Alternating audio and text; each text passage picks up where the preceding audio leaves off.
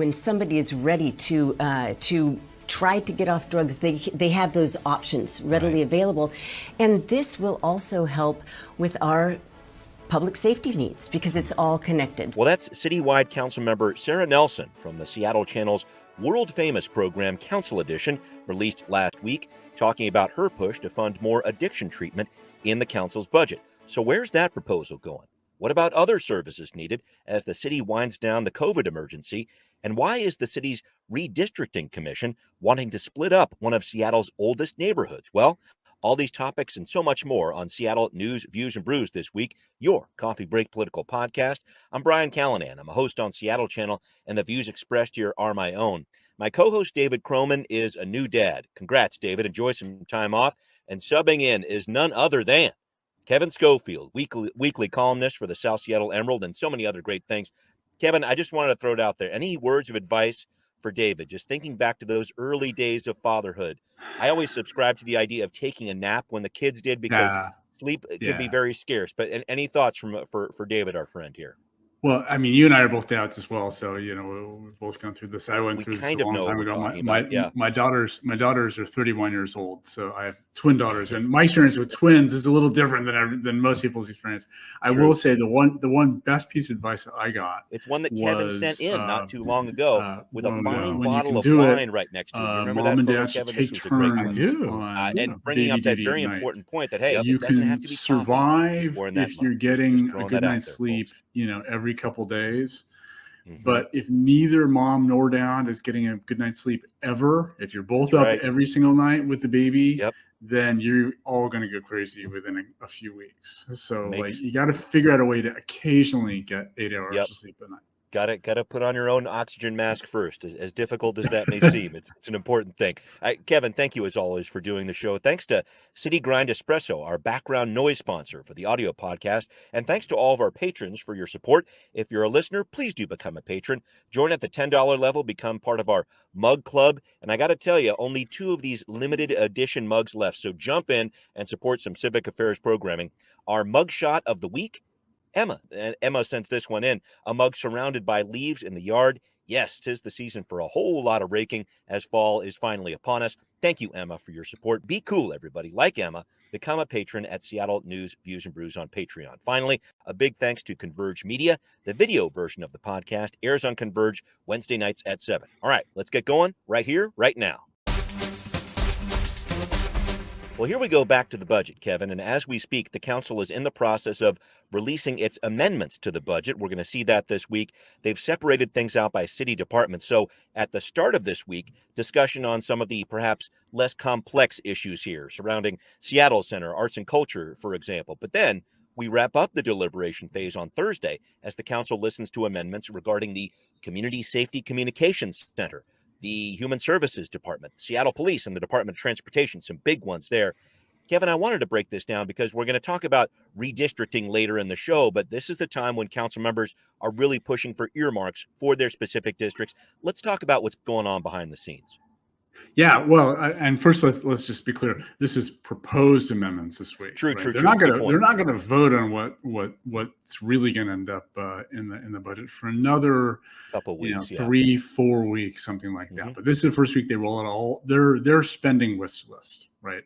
Of all things, and right now there isn't a lot of money to spend. In fact, by tradition, the mayor spends all the money that's out there and doesn't leave like a lot of money for city council members to spend on things that they want. So, to some extent, the city council has to either find additional revenues or cut things in the mayor's budget if they want to spend more money on different things. But this is a week where they roll out their first sort of wish list of all the stuff that's out there. And it's a political process, and it's, I think, in some ways particularly political this year because the 7 district-based city council positions are all up for election next year, right? That's right.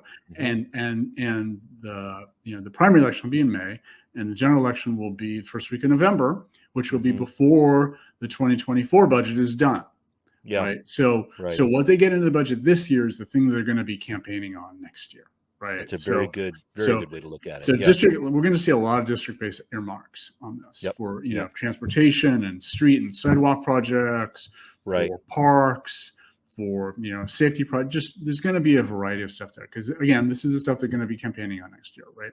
And it'll be interesting also to see, since we're doing this redistricting and they're 99% down. We're going to talk about that, I think, a little bit in a little while later.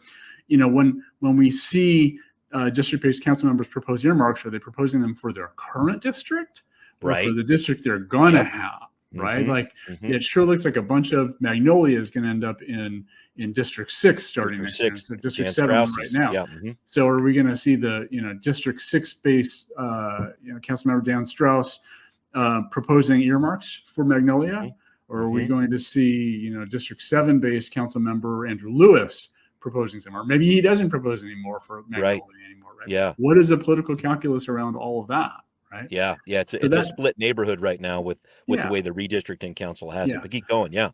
So we haven't yet seen what proposed amendments are going to be for some of the bigger kind of high profile things like the police department and some of the departments like the parking enforcement officers, the community safety and communication center. Center. Because those are coming at the end of the week. We'll see those probably on Wednesday, this week. So we don't really know kind of how much effort they're putting in that. But what we've seen so far with kind of the smaller departments for the starting, pretty tame stuff this year. They know there isn't a lot of money out there. And so a lot of them are going to be, kind of saving up their wishes for things they probably have a better chance of getting. One of the interesting aspects of how this works at this stage is any proposal needs to be have 3 city council members' names attached to it. So sort of one main sponsor and 2 co-sponsors. And, so it's interesting to see sort of which ones are teaming up and which ones are not teaming up as they go through this. Where there's some horse trading, I will support your amendments if you support mine. Going to be plenty of that. Yeah. So, we're going to see a lot of that this week and see where the, who's banding together to try to get stuff together through. Thank you for breaking all those pieces down. I wanted to shift gears ever so slightly here and just touch on what Councilmember Sarah Nelson was talking about at the top of the show here, drug addiction treatment, I should say. She wrote an op-ed about this in the Seattle Times, noting that substance use disorder can be a precursor and an outgrowth of chronic homelessness, a contributor to public safety problems. So she's proposing a $2 million pilot program to fund direct addiction treatment. And I think this is significant, Kevin, because she's talking about treating people to end their addiction rather than the harm reduction model that most of our public health agencies are working with right now, using methadone, et cetera, to help people manage their addictions and stop overdose deaths. But what do you make of what she's saying? Because there was also a city auditor report about this too very recently. What's going on with this? And the city auditor report, which just came out earlier this week, it is a little different aspect of this. So we actually have, in some ways, 2 different substance abuse issues going on, public health issues going on. One is around opioids, including the biggest one, fentanyl at the moment, right? And the second one is around methamphetamines, which are stimulants; they're not opioids. And really, in the last 2 years, a number of overdoses around both of those have absolutely skyrocketed. Both drugs skyrocketed, yes. Overdoses, both being a serious medical issue in themselves, because that's people dying from them essentially most of the time, but also sort of a proxy of the larger use of both of those, right? So opioids continue to go up. But stimulants, particularly methamphetamines, are also going up, and the treatment for them is different. So what the auditor's office was saying was, you really need to look, let's not get 100% kind of tunnel vision on opioids. It's a serious problem, but we have another one here, and it requires a different kind of treatment program, of which we have very, very little in King County right now. Right. So the auditor's office is saying we should be working on making sure that we have treatment programs for methamphetamines as well. But Councilmember Nelson makes a good point about opioids as well, right? That buprenorphine and the other methadone, those sorts of things are good tools. In some ways, are harm reduction, and there's some debate about, particularly for people who have been addicted to opioids for a long time, how much their physiology changes and whether they can actually be cured of it. And there's a strong belief in parts of the medical community that after a certain point, people can't be cured of it. Right. That they're not going to go through this treatment program and come out clean and be clean for the rest of their lives. Right. Their body has physiologically changed to the point where their body is going to crave opioids for the rest of their life. Right. That's a big part of what addiction is. A program, a methadone program, something like that is something that they're going to be, they're going to be using for the rest of their reliant life. on. Yeah. And that's not everybody who ever uses them, but there's certainly a belief, again, in the medical community that for some opioid addicts, that is what their life is going to be for the rest of their life. So then it comes back to sort of how do we manage that medically, right? Yeah, right. Is, we certainly want to have treatment programs, as Councilmember Nelson is saying, so that a set of people who have not reached that threshold point yet can get treated and get clean and be clean forever. But there's also going to be a set of people who that is not going to work for as well. Right. But so, I mean, we can take the larger point from Councilmember Nelson that we need to broaden out the way we think about the medical solutions that we're providing for the set of people in our community who have substance abuse issues right now. Okay. Right. Either side, methadone, stimulants, or opioids. And let's not just sort of continue to carry a set of people along, with the kind of maintenance programs if we really can treat them. But overall in King County, we still don't have anywhere near the amount of the capacity that we would need for the number of people who are addicted to substances here. Right. It's not even close. And I just see this playing out, and this is an old debate, Kevin, that's been going on for decades here, this idea of harm reduction versus some sort of abstinence type of treatment, if you want to call it that.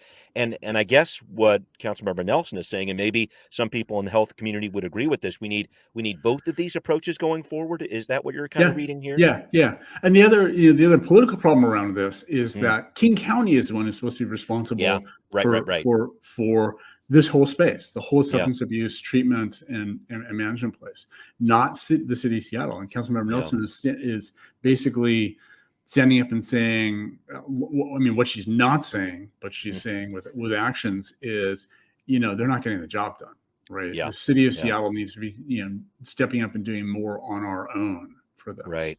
And not relying on King County. Now, King County Executive Dale Constantine has stepped up recently and said, okay, we're going to sort of do some more. A lot of what he's been doing is throwing money at trying to preserve the capacity that exists right now, which is not enough, but it's under threat. And a lot of, and some of the places have been closing down. So a lot of what he's trying to do is stop the places that exist now from closing down.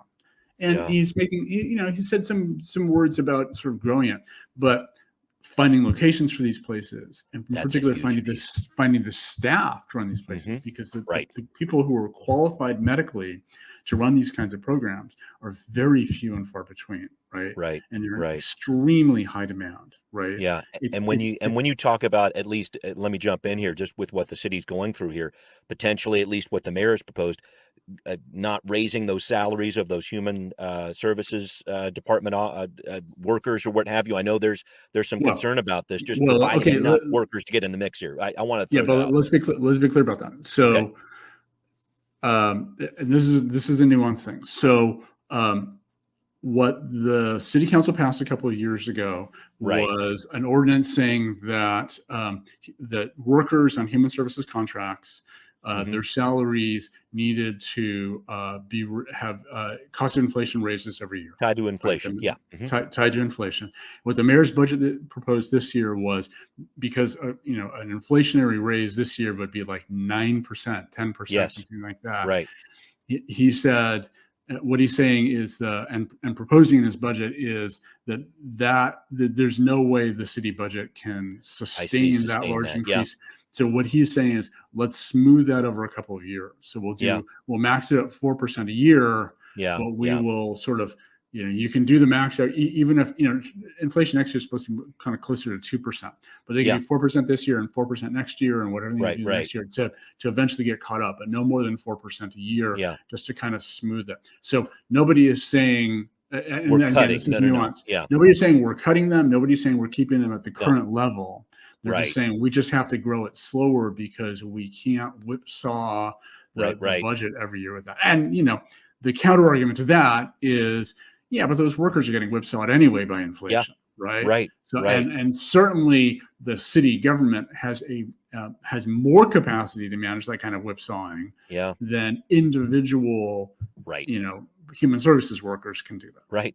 In their budgets. Yeah. So, thank you for it's bringing up difficult. that nuance. It's important. It's just part of this overall conversation about providing the amount of people that are needed for these programs. And that's an ongoing challenge. I think we have to be real about that. All right. We need to work on something up next here, Kevin, that I want to break down. We actually had one of our patrons write to us about this.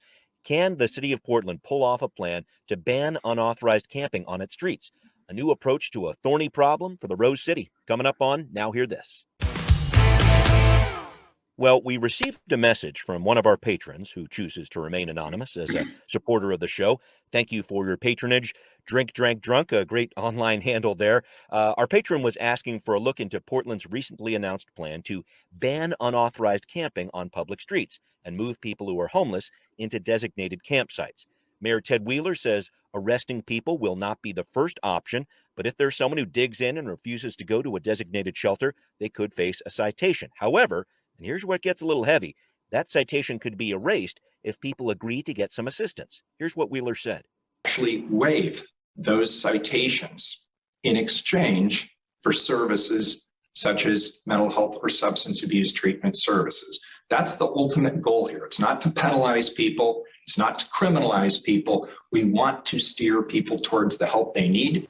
Well, Kevin, there's quite a bit to unpack here. The mayor wants 3 city-authorized campsites housing 100 to 125 campers in place before winter hits. He says he's got some sites in mind already. He will need some funding for that, though, doesn't have that yet, and there's going to take some county and state support. But I just wanted your overall take on this plan from our neighbors to the south. What do you make of it? Okay, well, so there's a bunch of parts. Let's just start with the basic legal basis of this. A few years back, there was this Ninth Circuit Court of Appeals case, Martin versus Boise, in which the Ninth Circuit said the city of Boise had passed basically an ordinance criminalizing sleeping on park benches and sidewalks and things like that. And Ninth Circuit said you can't do that unless you're actually providing an alternate place for people to be, because they have the right.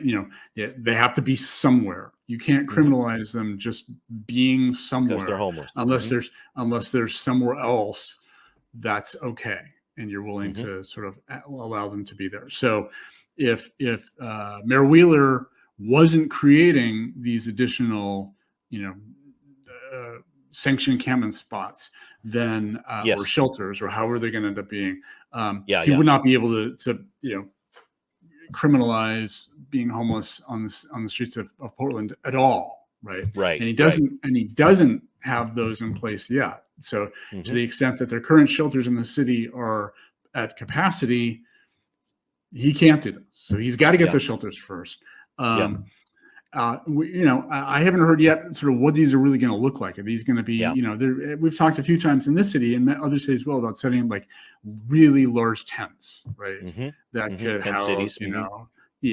Or just like the mega tents you see, like big events. And things like that. Tacoma experimented with a few of those.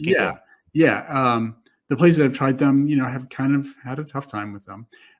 Locating them is hard for a couple of reasons. One is, as Mayor Wheeler is saying, you ideally want them, not way out of sight, out of mind, but someplace where services are going to be nearby. So either you need to bring all the services that homeless people need to those locations, or you need to site them in a place where they're close to all the other services, housing services, substance abuse treatment services, all those things, schools, if they're a family, all that stuff. So you got to have all this stuff together. And as we just saw with, Pioneer Square in the Chinatown International District, the city and county's attempt to set up kind of a homeless services hub Yeah, in right. in that area, right near where there's a lot of homeless people, Yep. got substantial pushback from the Yep. community, It's from the not local happening. community Right. on that, Hmm. right? So he may say, I got some sites in mind for this, but that doesn't mean he's going to be able to actually get those Right. things set up in those places, Right. right? Yeah. And so he's got that issue around that, and then there's kind of the larger issue beyond that of like, are we just warehousing the homeless by doing this? Yeah. Right? Are we Right. really, is the intent really to help them? And can they get sort of the services to scale? Is it going to Yeah. really be any better for people in these mega tent shelter places than where they are right now? Right? Yeah. Is it going Or to is be it just safe? out of sight, out How of much mind? Yeah. how much Yeah. police security they're going to need Hmm. there? Are they going to have staff there 24/7? Yeah. Yeah. All one would hope that they would have clean water and bathrooms and Sure. other kind of sanitary services there. Hmm. They don't always set those up right in those Yeah. places. Is there going to be cooking facilities so people can Yeah. keep and make food for themselves?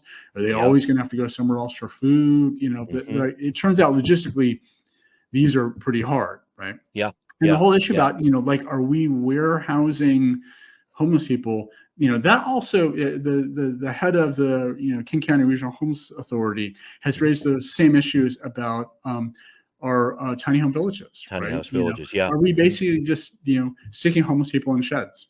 Yeah. Right. Yeah. Right. Right. Again, out of sight, out of mind. Yeah. Go ahead. Yeah. So it's not just a matter of like, can we set up a place and put them there? It's like, is that actually, are we actually helping them? Is it Or are we effective? Yeah. just trying to move them to somewhere else where we don't have to like see them every day? Right. Right. Right. And I think about this project overall, what it's going to cost, because Mayor Wheeler did not have an exact figure on that, didn't have Yeah. anything even close. Clearly, it would need county, it would need state support. I saw some, at least from what I was reading, rather lukewarm reception from those different levels of government there. And even some of the advocates out there, advocates for people who are homeless, had some concerns about this too. And I think that it's an experiment that I think Portland is working with. Portland City Council is wrestling with this week, and we'll see where they go with it. But I think there's so many question marks around this, Kevin. Yeah, for the cities who try these sorts of things, they are hard and they are expensive, and that doesn't mean they'll fail. Portland Right. could be successful at doing this, right? Yeah. But nobody should fool themselves into thinking, yeah, we'll set up a big tent and it'll be great. Right. Done. It is Yeah. really, really hard and is really expensive to do these. Yeah. Yeah. All right. I want to track down another trend we're looking at here, trying to bring emergency mode to a close regarding the COVID pandemic here in the city of Seattle. I read about these two issues in Councilmember Lisa Herbold's newsletter. First, we're talking about food delivery. That premium pay for food delivery gig workers ends next week on November 1st. Sick leave, that paid sick time for food delivery and transportation network gig workers, Uber, etc., that ends 6 months after the end of the city's emergency proclamation. So that would be April of next year, but at least the transportation network drivers have a new state sick leave plan starting up in January. And Kevin, this is just one of these situations where after 2 years plus of emergency mode, it's easy to get used to the idea of higher pay. And now it's going away along with other programs like some renter protections. So what happens now, I guess, is my big question.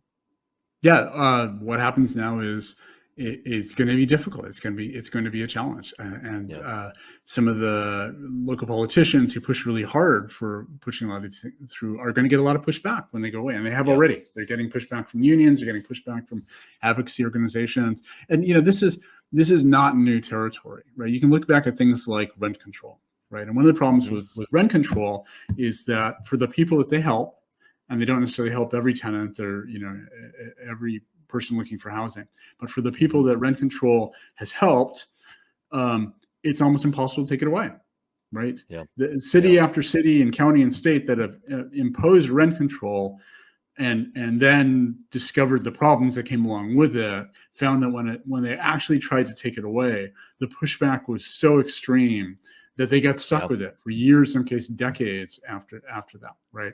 Yeah. And so we're going to see the same thing with this, right? Is on one hand, the people who are benefiting from the sick leave, which and it's been a real benefit during the pandemic. Yes, you bet it has. People who have benefited from premium pay, for grocery workers, right? And again, it's been a real benefit for them. It's been a help for a lot of them, particularly in the early days when there were personal costs to doing this and a lot of personal risk for working in a grocery store. If you think back what it was like 2 years ago, right?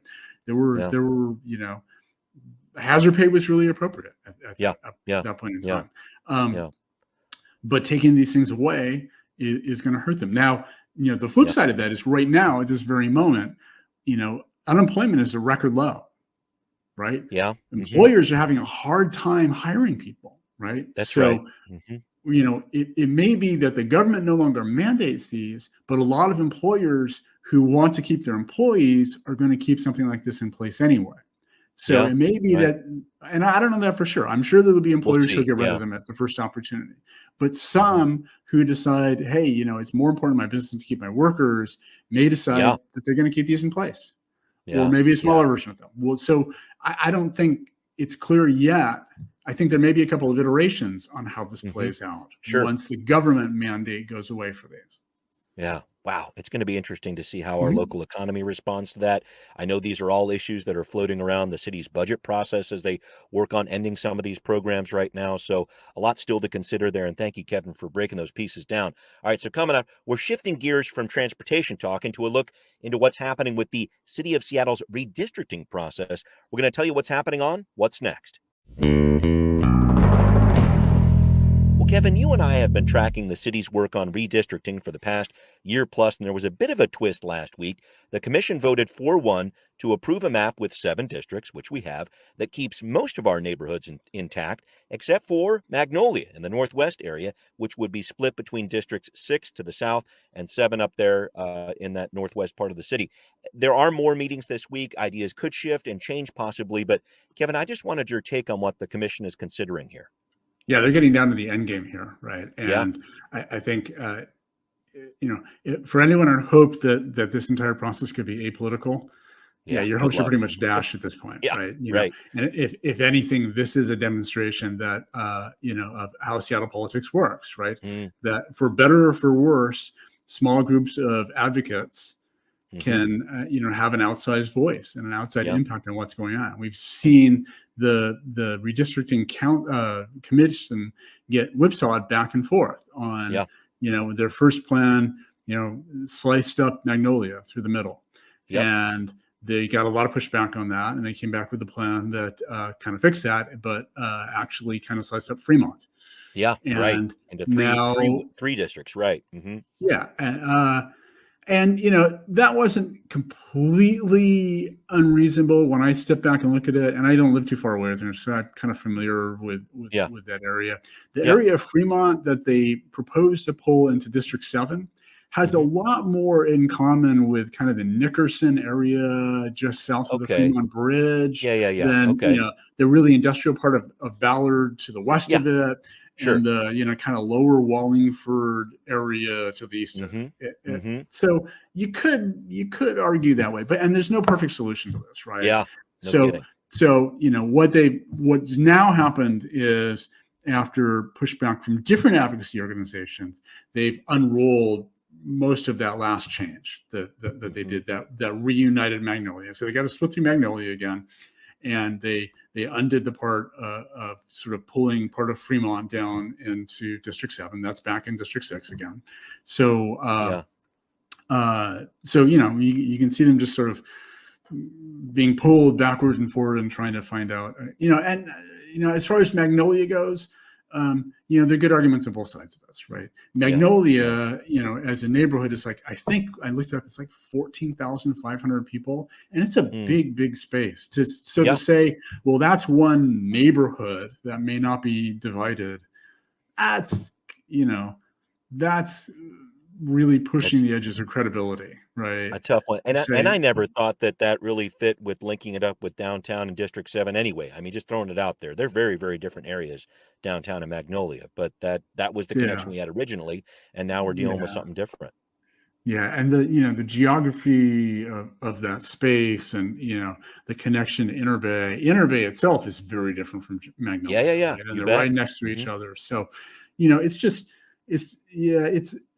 that's definitely one of the places where there's sort of complications. And there are a few other kind of last minute tweaks that they've done to the map, sort of putting all of Eastlake back together again. That's probably the most significant of the other tweaks. And there's just other kind of small ones. They did a few other places just to make sure that they get the boundaries of a neighborhood, exactly right.